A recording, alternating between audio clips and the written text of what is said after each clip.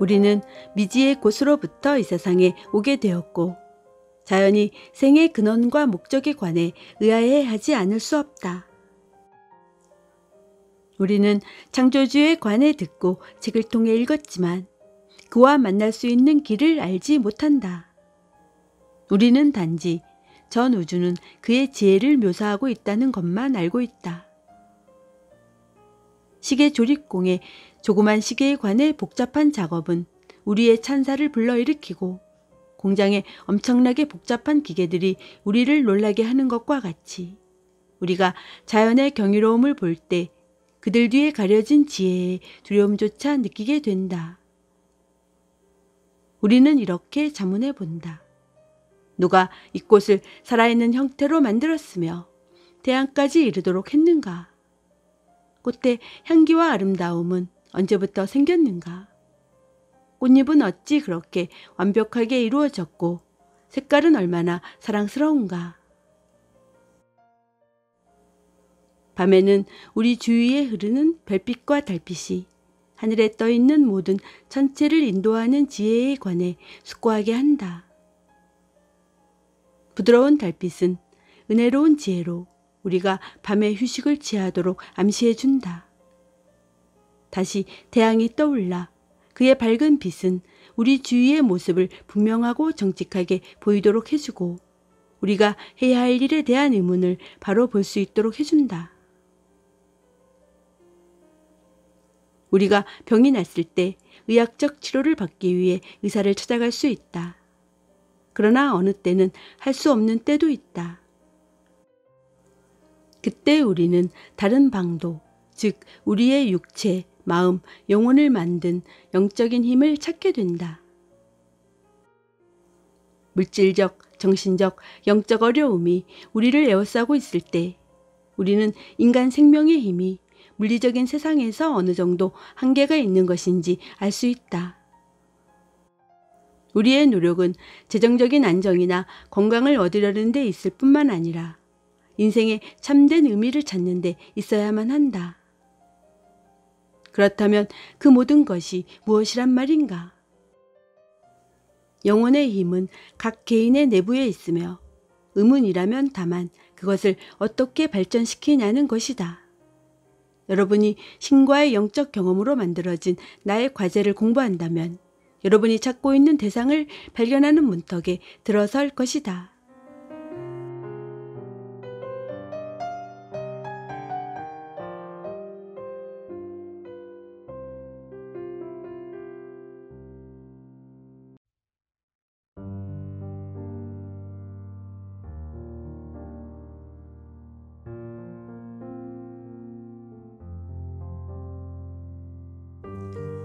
신의 본질은 직관을 통해서만 알 수 있다.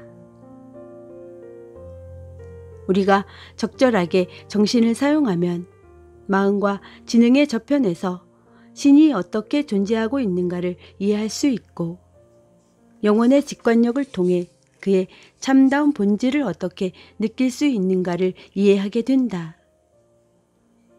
우리는 정신과 지능의 핵이라는 초유식의 정신을 통해 신의 의식을 발견해야 한다. 그의 무한한 본질은 인간의 직관적인 초유식 상태를 통해 인간에게 드러난다. 명상 속에서 느껴지는 기쁨은 모든 창조물에게 번져가는 영원한 기쁨의 존재성을 나타낸다. 명상 중에 보이는 빛은 우리의 실체적인 창조물을 만든 아스트랄의 빛이다. 이 빛을 바라보고 있노라면 인간은 모든 것들과의 결합체임을 느끼게 된다. 보통 사람은 세상에 살고 있지만 그의 본질과 목적에 관해서는 비교적 무지하다. 그러한 한정된 감지력의 생활은 동물의 삶과 다를 바가 없다. 인간이 영적으로 성장하거나 살아있는 모든 것들과 친조계를 누릴 수 있다면 다른 사람들의 고통을 함께 나누어 가지는 책임감은 커지게 된다. 예수는 다른 사람들의 괴로움을 나누어 가지기 위해 기꺼이 자신의 고통을 감수했다. 우리들 역시 주위와 질병에 무서워 떨고 있는 사람들을 위해 우리가 할 수 있는 일을 해야만 한다. 그것은 그들에게 악몽이다. 우리가 제거할 수 있는 자유로움이 무엇이든지 우리는 역시 신으로부터 그들을 제거해낼 것이다. 신은 그의 자식들이 불행에 처해 있을 때는 즐겁지 못하다. 왜냐하면 그도 자신의 자녀들 속에서 괴로움을 받고 있기 때문이다. 신은 인간에게 자유를 주었고 인간은 그 자유를 오용해 왔다. 이것이 모든 고통의 원인이 된다. 신으로부터 받은 우리의 자유를 오용하는 것은 무서운 결과를 초래할 것이다. 나는 내가 해를 입는 일을 하도록 오랫동안 일깨워주지 않고 내버려 두는 것보다는 나의 잘못에 관해서 지적해 주는 사람이 좋다. 따라서 고통은 신이 만든 것이 아니라 마귀가 가지고 있는 마야의 힘, 즉 환시로부터의 생성물이다. 이 힘은 사람들로 하여금 잘못되도록 하고 그들 자신에게 고통을 가져다 주며 그들 행동의 결과에 대해 알 수 없도록 하는 무지를 만든다. 잘못을 저지르지 않는 유일한 방법은 무엇이 악인가를 아는 특수한 지혜를 발전시키는 것이며 다시는 하지 않도록 다짐하도록 해야 한다. 부정이 부정과 싸우는 것은 정의를 구현시킬 수가 없다. 인간의 실제적인 적은 무지이다. 그것은 이 땅에서 없어져야 한다. 즉, 세상적인 문제의 근본 원인은 무지에서 생겨난 이러한 이기심인 것이다. 사람은 그가 옳은 일을 한다고 생각하지만 그가 자신의 이익만을 추구하려 할 때는 그 자신의 행복과 타인의 행복까지도 파괴시키는 불가피한 인과의 카르마 법칙으로 몰고 가게 된다. 인간의 무지에서 생겨난 세상의 비극을 보면 볼수록 나는 온 거리가 황금으로 포장되었다 해도 행복해질 수 없다는 것을 안다.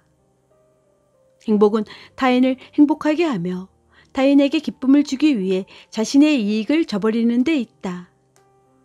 각 개인이 그렇게 한다면 그때는 모두가 행복해질 수 있고 소중히 여김을 받을 것이다. 이는 예수께서 너희가 남에게 대접을 받고자 하는 대로 너희도 남을 대접하라 하고 말한 의미를 지적하는 것이다. 신을 알기 위해 여러분은 신과 같이 되어야 한다. 신을 발견하기 위해서 그들이 가지고 있는 모든 세상적인 것들을 포기하는 것을 꺼린다면 결코 신을 알 수 없다. 신을 알고 싶어하는 모든 사람은 신 이외의 다른 모든 것들을 내던져 버릴 수 있어야 한다. 예수가 겟세마네 동산에서 그와 함께 깨어있어 기도하자고 제자들에게 말하며 이러한 진리를 그들에게 깨우치려고 했다. 그러나 그들이 잠들어 있는 것을 보시고 마음은 원이로되 육신이 약하도다 라고 말씀하셨다. 인간은 꼭두각시와 같다. 일련의 습관, 감정, 정열, 그리고 감각들은 인간 자신에게 그들의 명령에 따라 춤추도록 한다. 그들은 인간의 영혼을 묶어준다. 신을 알기 위해서 그 자신을 절제할 수 없거나 하려 들지 않는 사람은 신을 발견할 수 없다. 나는 이들 집착으로부터 떨어져 있는 내 자신을 본다. 나는 때로는 음식을 먹기도 하고 먹지 않기도 하며 잠을 자기도 한다. 때로는 자지 않기도 한다. 나는 모든 신체적 욕구에 대해 내 자신이 필요치 않음을 확신하기 위해서 그 필요성을 포기했다. 신은 먹지 않고 자지도 않는다. 습관과 감각에 구속되지 않는다. 그러므로 신인 것이며 우리는 그의 형상으로 만들어졌다. 우리는 신을 알기 위해서 모든 것을 포기할 수 있어야 한다. 너희는 하나님의 나라를 구하라. 그리하면 이 모든 것을 너희에게 더 하시리라. 모든 시험에도 불구하고 나는 신을 체험했다. 결국 신은 내게 이 세상에 바라고 요구한 모든 것을 주셨다. 그 후 신은 내게 더욱 크고 무한한 선물을 주셨기에 그 모든 것을 되돌려 드렸다. 밤낮 가지게 되는 신의 기쁨 속에서 내 마음속으로 들어오는 모든 욕망은 이루어지게 되었다.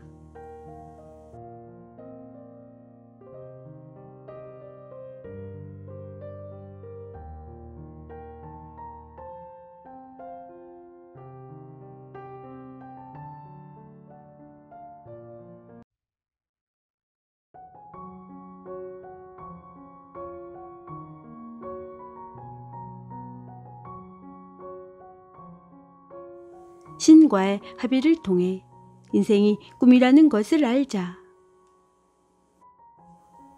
여러분은 꿈속에서 적에게 쫓겨 길을 따라 달리는 자신을 볼 때가 있다. 갑자기 총에 맞는 것을 생각해보라. 와, 큰일이다. 내가 죽는구나. 이 세상을 떠난다는 것이 슬프구나. 그때 여러분은 죽은 자신을 보게 된다. 한 줌의 재로 간직될 때 여러분의 시체를 화장하는 형제와 친구들은 슬퍼하게 된다. 그런데 갑자기 깨어나 단지 꿈이었다는 것을 알게 된다. 여러분은 살아있다. 이는 실제로 죽을 때 있을 수 있는 일과 유사한 것이다. 신은 스페인 전쟁에서 죽어가는 사람들이 단지 죽음의 무서운 꿈을 꾸고 있다는 것을 내게 환영으로 보여주셨다. 그들의 의식이 육체로부터 들려지자마자 그들은 악몽으로부터 깨어나 자유로워짐을 기뻐했다. 우리의 인생 경험은 하나의 꿈이다. 인간, 그 사람 자체가 전쟁의 악몽을 만든 것이다. 그러나 전쟁의 희생자들이 그들의 육체로부터 내던져진 후 그들은 단지 그들이 깨어난 것으로부터 무서운 꿈이었다는 것을 안다. 그들은 자신들이 죽지 않았다는 것을 안다. 이는 위대한 형이상학적 진리이다. 여러분이 꿈을 꾸고 있다는 것을 안다면 꿈속에서 나쁜 경험으로 고통받지 않는다. 그러나 여러분이 꿈으로 동일시 되어지면 깨어나서 현실이 아니구나 라고 알 때까지는 어떤 이가 여러분의 머리를 때려 죽이게 되는 정말 무서운 경험으로 생각된다. 이는 역시 죽은 후에도 같은 것이다. 여러분이 한번 이 육체로부터 벗어나와 보면 자신이 죽지 않은 것을 알게 된다. 악몽으로부터 자유롭게 되는 것이다. 따라서 죽음은 끝이 아니라 환시적 육체 속에서의 감금으로부터 벗어나는 의식의 느낌인 것이다. 그의 석방은 위대한 자유를 느끼게 해준다. 우리는 결코 죽음을 구하지 않아야 한다. 오히려 우리는 죽음이 임박했을 때 단지 꿈이라 생각할 수 있도록 명상이나 신과의 영적 교섭을 통해 우리의 의식을 준비시켜야 한다. 나는 내가 원하는 시간이면 언제든지 죽음과 삶에 관한 꿈속의 본질을 볼 수가 있다. 따라서 나는 이 육체에 대한 집착을 갖지 않는다. 여러분은 정신세계 속에서 인생이 하나의 꿈이라고 하는 신과에 합일된 상태에서 살아가라. 행한다는 것은 여러분이 그런 노력을 할 때 매우 쉽게 이루어진다. 고통이 닥칠 때 육체와의 동일시로부터 여러분의 의식을 떼어낸다는 것은 더욱 힘든 일이다. 따라서 여러분은 조금이라도 강인하고 건강한 지금 지혜롭게 그런 노력을 해야 한다. 물질적 욕망은 무한성에 대한 욕망을 멀어지게 한다. 거의 매일같이 어떤 이가 내게 이것이나 혹은 저것이 필요한 것 같다고 말해준다. 나는 많은 사람들이 내게 말해준 것을 가지고 있지 않은 것을 알기 때문에 조롱되는 것 같이 생각된다. 그들이 필요로 하지 않는다면 내가 왜 필요한 것인가? 여러분의 진정한 필요는 신이며 그 밖에 다른 필요성은 없다. 재산이나 음악, 책, 음식 또는 즐거워하는 어떤 다른 감각에 집착하지 마라. 신 안에서 여러분은 영원한 생명을 갖는다. 이러한 위대한 진리를 알도록 하라. 반면에 생활 속에서 여러분의 약속은 떠맡겨질 것이며 여러분은 그들로 결속되어진 채로 조용히 죽을 것이다. 여러분이 신과 하나이면 다시 여러분은 꿈속에서 지상으로 환생되어지는 것에 강요받지 않는다. 여러분은 지상에서 신의 자녀로 섬기기 위해서라면 자신이 원하는 대로 가고 오는 것에 대해 자유로워질 것이다. 여러분이 신의 기쁨 속에 살고 있다면 죽음이라는 것은 알지 못할 것이다. 만일 기계적으로 기도하게 되면 그 상태에 달하지 못한다. 신이 듣고 있다는 온전한 마음으로 완전히 여러분의 기도에 전념하라. 그렇게 열심히 사방으로 신께 기도하면 그분은 언제라도 올 것이다.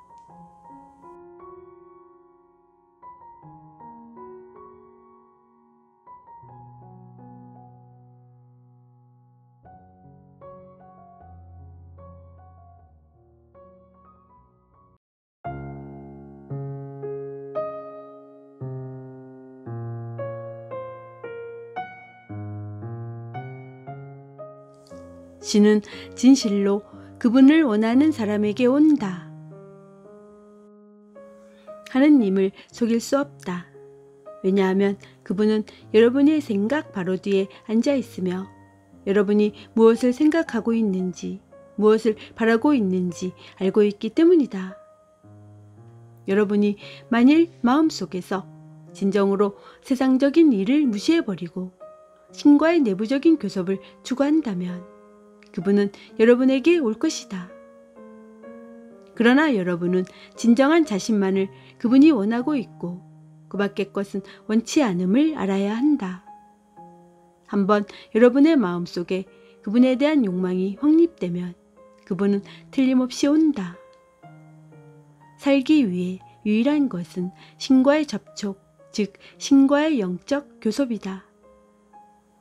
예수가 주수할 곡식은 많으나 일꾼이 적구나 라고 말했던 것도 이 때문이다. 진리 그 자체를 살았던 예수께서 한 말을 믿으라. 모든 사람은 자기 이웃에 있는 사람보다 더 많은 돈을 갖길 원한다. 그리고 그만큼의 돈을 갖게 될 때 역시 만족하지 못한다. 왜냐하면 그는 자신보다 더 많은 돈을 갖고 있는 다른 어떤 사람이 아직도 있다는 것을 발견했기 때문이다. 인간들은 자신의 욕망이 만들어 놓은 비참한 혼돈의 세계 속에 살고 있다. 여러분이 갖고 있는 것으로 만족해질 수 있는 방법을 배우라. 미국에 살고 있는 대부분의 사람들은 유럽, 인도나 그 밖의 다른 나라의 사람보다 더 많은 것을 갖고 있다. 그러나 그들이 더 행복한 것은 아니다. 그들은 걱정과 근심으로 고조되고 있다. 신의 길은 가장 쉬운 길이다. 먼저 그분께 다가가서 여러분을 위한 최선의 길이 무엇인지 물어보는 것이 가장 좋다. 그분께서 존재하며 그분께서는 여러분을 기다리고 있다는 것을 알고 있으면서 왜 자신의 보다 작은 일에 시간을 낭비하는가? 신께서 여러분에게 말을 하고 있는지를 알아보려고 진지하게 시도했었던 적이 있는가? 신께서는 모든 인간들에게 말을 하고 있다. 그분께서는 여러분의 관심을 끌기 위해 더 이상 무슨 일을 할 수 있는가? 나는 사람들이 어떤 타인으로부터 들어서 또 책을 통해서 간단히 깨달을 수 있다고 생각하는 것을 원치 않는다. 그들은 자신들이 읽고 들은 것을 실천해야 한다. 집에서 빈둥거린다든지 보잘것없는 잡담이나 하는 것보다는 교회에 나가는 것이 좋다. 그러나 교회에서조차 여러분은 마음속으로 그분을 느껴야 하며 그분의 존재를 깨달을 수 있는 기법을 알아야 한다. 감상주의와 지성주의는 깨달음을 주지 못한다. 여러분이 자신을 신께 완전히 바쳤을 때, 결코 자신의 이기적 목적을 위해 유혹되지 않을 때, 그리고 신은 여러분의 정신이며 영혼이며 그 밖의 모든 것이라 확신할 때 여러분은 자유를 얻는다. 생각해보라. 지금부터 몇십 년이 지나면 우리의 이러한 존재는 하나의 꿈이 되어버릴 것이다. 내가 여기에 앉아서 여러분과 얘기하는 것은 그 꿈의 일부가 될 것이다. 지난날의 모든 현자들은 인류의 의식 속에서 꿈이 되어버렸다. 그러나 그러한 위대한 분들은 인생의 목적을 성취해낸 사람들이다. 그들은 항상 무상한 우주의 위치를 알고 있다. 인생이 꿈이란 말인가? 게다가 여러분이 지금 자신의 몸을 보고 얼마나 생명으로 고동치고 있는지 알게 될 때 다시 한번 이 꿈의 실제성을 완전히 알게 된다. 여러분은 이것 혹은 저것을 가져야만 그때서야 행복해질 수 있다고 생각한다. 그러나 여러분의 많은 욕망들이 어느 정도 채워졌다고 하지만 결코 그들을 통해 행복을 발견할 수는 없을 것이다. 더 많이 가질수록 더 많은 것을 원한다. 단순하게 사는 방법을 배워라. 그의 정신은 그의 욕망이 내부를 끊임없이 흘러드는 만족감에 가득 차 있다. 그는 마치 계속해서 강이나 호수 등으로 흘러보내면서 충만되어 넘실거리는 변함없는 대양과 같다. 그는 그의 평화의 저수지에 욕망의 구멍을 내고 물을 방류시키는 무늬가 아니다.